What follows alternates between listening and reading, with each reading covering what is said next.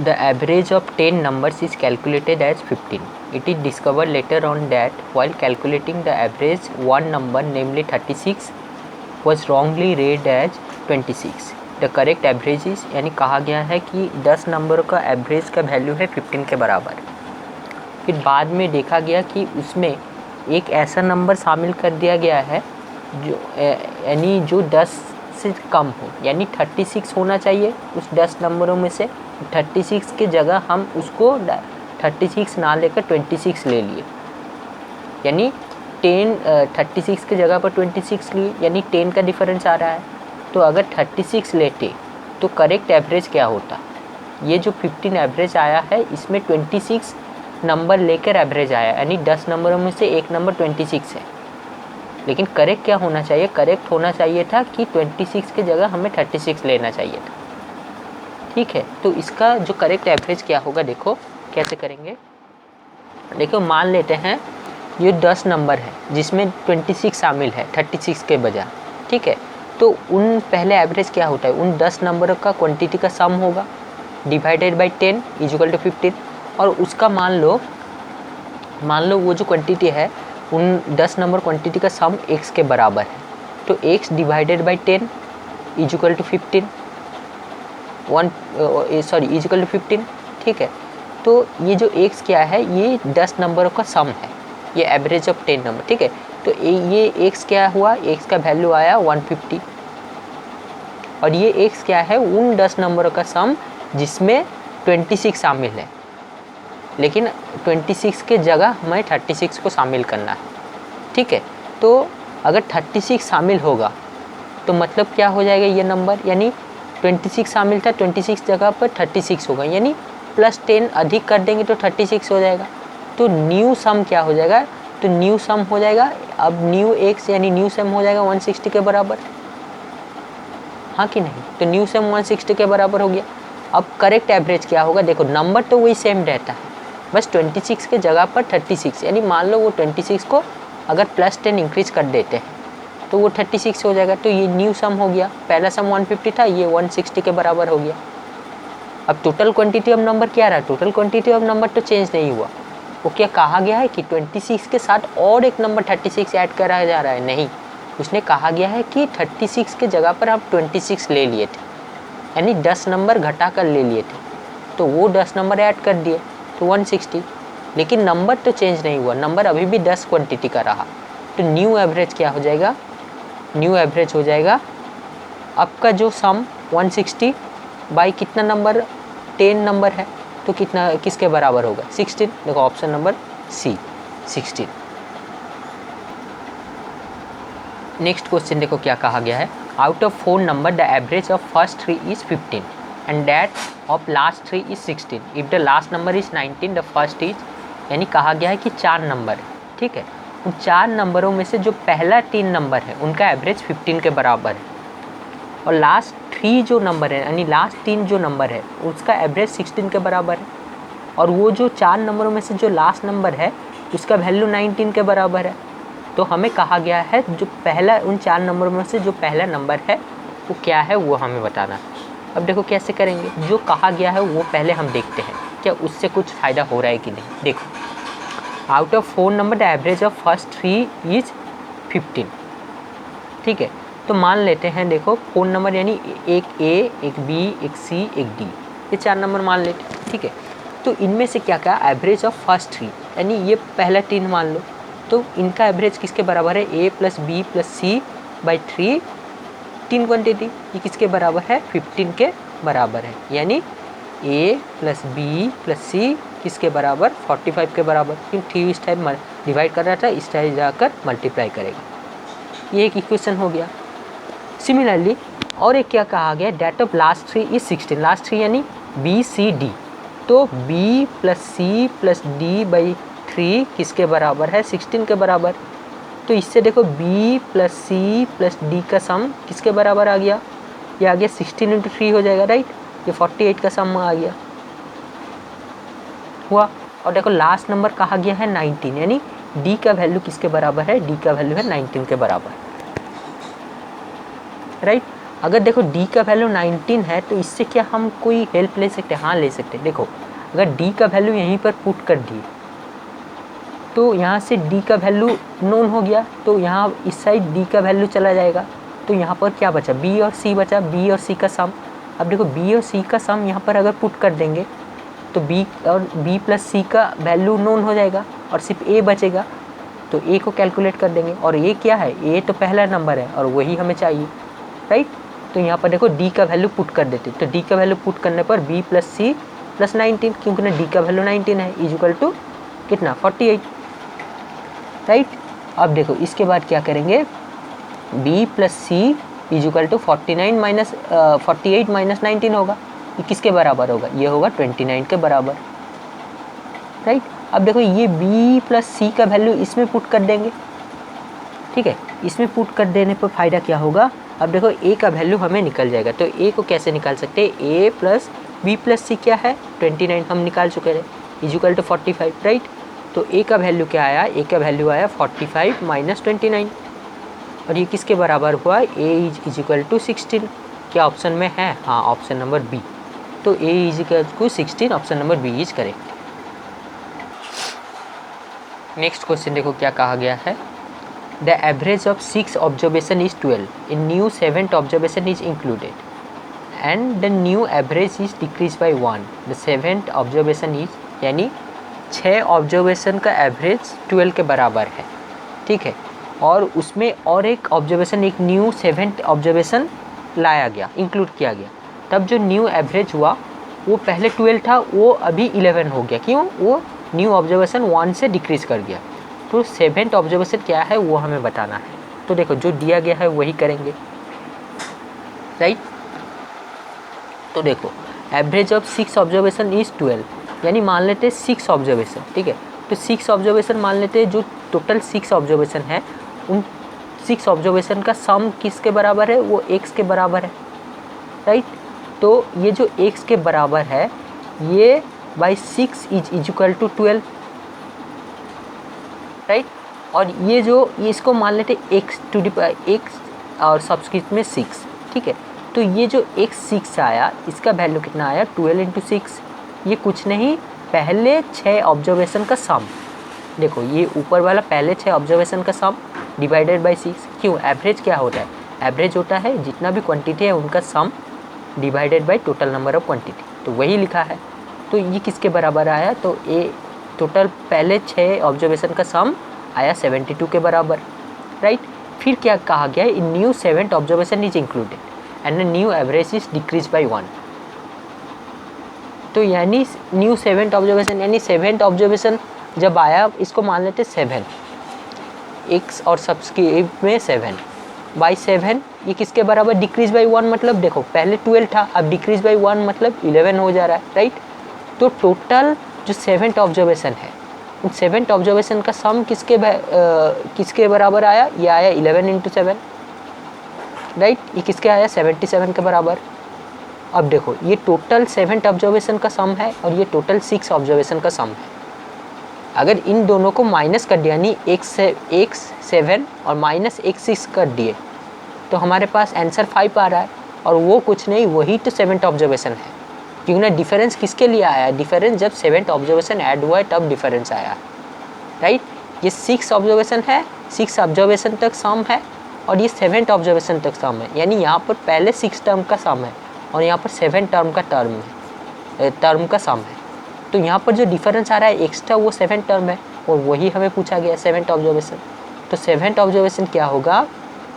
और कुछ नहीं, x 7 माइनस x 6, ये किसके बराबर हुआ? 77 माइनस 72, यानी 5। क्या ऑप्शन में है 5? हाँ, option number C. Next question देखो क्या कहा गया है। The average age of an adult class is 40 years. 12 new students with an average age of 32 years joined the class, thereby decreasing the average by 4 years. The original strength of the class was, यानी कहा गया है एक adult class का average age 40 years के बराबर, ठीक है। उसके बाद क्या हुआ? 12 न्यू स्टूडेंट, ठीक है, 12 न्यू स्टूडेंट ज्वाइन करते हैं उस ग्रुप को, और वो जो 12 न्यू स्टूडेंट ज्वाइन करते हैं उनका एवरेज एज 32 ईयर्स के बराबर है। ठीक है, तो जब वो 12 स्टूडेंट जिनका एवरेज एज 32 ईयर्स के बराबर है ज्वाइन करते हैं, तो जो न्यू एवरेज फॉर्म होता है वो एवरेज पिछले वाला जो एवरेज था यानी 40 ईयर्स जो एवरेज था उससे 4 ईयर्स डिक्रीज कर जाता है, यानी 36 हो जाता है। तो हमें original strength of the class बताना है क्या था। तो देखो ये क्वेश्चन थोड़ा ध्यान से देखना। देखो, the average age of an adult class is 40 years. ठीक है, तो देखो जैसे मान लेते हैं original strength of the class क्या था, original strength of the class मान लेते हैं ये x के बराबर है, राइट, ये x के बराबर है। तो फिर देखो ये अगर x के बराबर है original strength of the class, तो हम जानते हैं एवरेज कैसे आता है। तो एवरेज आता है ये जो x जितना क्वांटिटी है इनका स्ट्रेंथ का सम, अगर इसका हम एवरेज निकालें तो इसका एवरेज क्या होगा, इन ये जो जितना नंबर ऑफ स्टूडेंट है इनका sum divided by x is equal to 40 years आना चाहिए, राइट। तो इसका ये जो एवरेज ये जितना भी स्ट्रेंथ है मान लो इनका सम है समथिंग मान लो a, तो a बाई x आना चाहिए किसके बराबर, 40 के बराबर, राइट। तो इससे हम क्या लिख सकते हैं, ये जो सम है ये a क्या है, ये जो initial original strength of the class है उसका सम, तो उसका सम a किसके बराबर आ गया, 40x के बराबर। यानी ये ओरिजिनल स्ट्रेंथ जितना नंबर ऑफ स्टूडेंट है, ठीक है, a, तो ये आ गया 40x के बराबर, और a वो जो ओरिजिनल स्ट्रेंथ का सम है। ठीक है, कैसे देखो एवरेज हमें कहा गया, तो एवरेज क्या होता है, जितना नंबर ऑफ क्वांटिटी, ठीक है, जितना नंबर ऑफ क्वांटिटी है उनका सम। अब देखो उनका सम हम लोग मान लेते हैं ये जो ओरिजिनल स्ट्रेंथ है x, उसमें x क्वांटिटी है, तो x क्वांटिटी का जो सम हुआ वो a के बराबर हुआ। अब डिवाइडेड बाई जितना number of quantity x quantity है वो किसके बराबर है, 40, तो a का वैल्यू क्या आया, 40x, राइट। अब देखो क्या कहा गया, 12 new student with an average age of 32 years join the class. तो इसका भी देखो, इसका जो है इसका मान लेते 12 न्यू स्टूडेंट, तो ये जो न्यू स्टूडेंट है 12 न्यू स्टूडेंट का एवरेज एज 32 ईयर्स के बराबर है। लेकिन अगर इस 12 न्यू स्टूडेंट का हम एवरेज निकालने जाए तो क्या होगा, इंडिविजुअल स्टूडेंट का एज न्यूमरेटर सेक्शन में प्लस होगा, divided by 12 is equal to 32, और वो जो इंडिविजुअल स्टूडेंट प्लस हो रहा है 12 न्यू स्टूडेंट का, मान लेते हैं उनका सम b के बराबर है, तो b बाई 12 किसके बराबर, 32 ईयर्स के बराबर हुआ, राइट। तो यहाँ से b का वैल्यू क्या आया, b का वैल्यू आया 32 इंटू 12। क्यों 32 इंटू 12, ये देखो ये b है वो जो 12 न्यू स्टूडेंट है, ठीक है, वो 12 न्यू स्टूडेंट का इंडिविजुअल एज का सम ये है, डिवाइडेड बाई 12। अब देखो ये टोटल नंबर ऑफ क्वांटिटी का सम है डिवाइडेड बाई जितना नंबर ऑफ क्वांटिटी, ये किसके बराबर, 32, यही तो एवरेज है। तो ये हुआ b किसके बराबर हुआ, 32 इंटू 12, यानी a हुआ इनिशियल स्ट्रेंथ यानी ओरिजिनल स्ट्रेंथ का सम, एज का सम, और ये जो b है ये b हुआ ये जो 12 न्यू स्टूडेंट है उनका ओरिजिनल सम, उनका सम कितना हुआ ईयर्स में, ये इसके बराबर हुआ। ठीक है, हमें देखो एवरेज में दिया गया था इसीलिए हम एवरेज में निकाल कर b को इस टर्म में निकाले और a को इस टर्म में निकाले, हुआ। अब देखो क्या हुआ, इसके बाद कहा गया है जब ये स्टूडेंट ये 12 न्यू स्टूडेंट क्लास को ज्वाइन करते हैं thereby decreasing the average by 4 years the original strength of the class was, यानी जब ये 12 न्यू स्टूडेंट इसमें ज्वाइन करते हैं तो जो न्यू एवरेज होता है वो जो 40 जो एवरेज था उससे 4 कम जाता है। तो कहने का मतलब हम ऐसे लिख सकते हैं, देखो 40 into x plus 32 into 12 is equal to क्या होगा, x प्लस 12 इंटू 36, अब देखो ये कुछ समझ में नहीं आया होगा, लेकिन देखो मैं समझा देता हूँ। देखो ये जो 40x है ये इनिशियल ओरिजिनल स्ट्रेंथ है, और ये जो 32 इंटू 12 है ये 2A स्टूडेंट का स्ट्रेंथ है। 2A स्टूडेंट का जो स्ट्रेंथ है उनका ईयर्स का सम, यानी ये B के बराबर। और ये A क्या है, ये A है इनिशियल जो टोटल नंबर ऑफ स्टूडेंट है उनका सम यानी ईयर्स में, राइट। ये दोनों को अगर हम प्लस करें तो ये किसके बराबर आना चाहिए, x + 12 इंटू 36। अब देखो यहाँ पर मुश्किल हो रहा, ये कैसे आया। देखो x + 12 और कुछ नहीं, x + 12 नया स्ट्रेंथ है। पहले वाला स्ट्रेंथ था x नंबर ऑफ क्वांटिटी था, a स्ट्रेंथ नहीं है, a है उन स्ट्रेंथ का, यानी ओरिजिनल जितना भी स्ट्रेंथ था उन सबका सम, एज का सम है a। ठीक है, मान लो अगर ओरिजिनल था 2A स्टूडेंट, तो 2A स्टूडेंट का इंडिविजुअल एज को अगर हम प्लस करते जाए, जो क्वांटिटी आ रहा है उसको हम A दे दिए, और ये जो 20 है 20 को x है, यानी 20 क्वांटिटी है, राइट। अब देखो ये जो है ये नया स्ट्रेंथ बन गया जब 2A स्टूडेंट ऐड कर दिए, तो एक पहले वाला x था, अब 2A स्टूडेंट आ गया तो x + 12 आ गया इंटू 36। क्यों, देखो एवरेज क्या आ रहा है, एवरेज आएगा 36। अब देखो कैसे 36 आ रहा है, यहाँ पर देखो जब हम मान लेते हैं वो जो 2A स्टूडेंट जब ऐड कर दिए तो उसका जो स्ट्रेंथ आ रहा है, उसका जो टोटल नंबर ऑफ ईयर्स आ रहा है, यानी सम ऑफ द ईयर्स पहले न्यूमरेटर सेक्शन में लिखेंगे क्यों ना एवरेज में दिया गया है, तो वो C आ रहा है, ठीक है, divided by total number of strength. तो स्ट्रेंथ क्या है, x + 12, ठीक है। ये किसके बराबर है, ये बराबर है 4 ईयर्स में डिक्रीज कर गया, यानी इनिशियल 40 ईयर्स था उससे 4 ईयर डिक्रीज कर गया, यानी 36 ईयर्स, ठीक है। तो यहाँ से देखो C का स्ट्रेंथ कितना निकला, C क्या है, सम ऑफ द ईयर्स ऑफ, यानी वो जो x + 12 जितना भी स्ट्रेंथ है उनका, उस स्टूडेंट का, सब इंडिविजुअल स्टूडेंट का सम है ईयर्स का, उनका एज का सम है C। तो ये किसके बराबर निकला, 36 इंटू x + 12। देखो जैसे ये वाला निकाले थे A, B निकाले, C निकाले, तो इन तीनों में आपस में हम ऐसे लिख सकते हैं। देखो ये A क्या है, ये A है वो जो इनिशियल ओरिजिनल स्ट्रेंथ था, उन ओरिजिनल स्ट्रेंथ का इंडिविजुअल ईयर का सम 40 इंटू x के बराबर आया। सिमिलरली B क्या है, B वो जो 12 न्यू स्टूडेंट था, वो 12 न्यू स्टूडेंट का इंडिविजुअल सम का सम, इंडिविजुअल ईयर का सम इसके बराबर आ रहा है।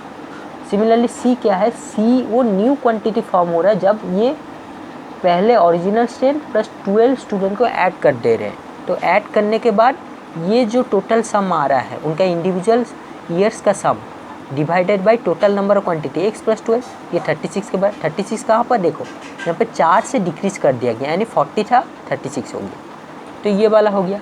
अब देखो इन दोनों को प्लस करने पर ये वाला आना चाहिए, राइट।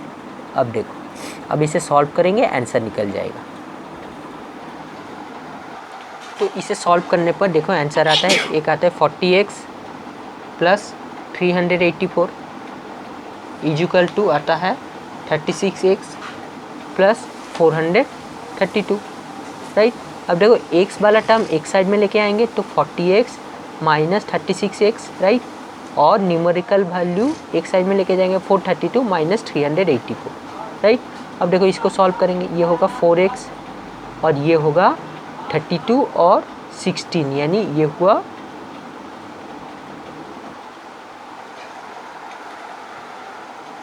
यानी ये हुआ 48 के बराबर, राइट।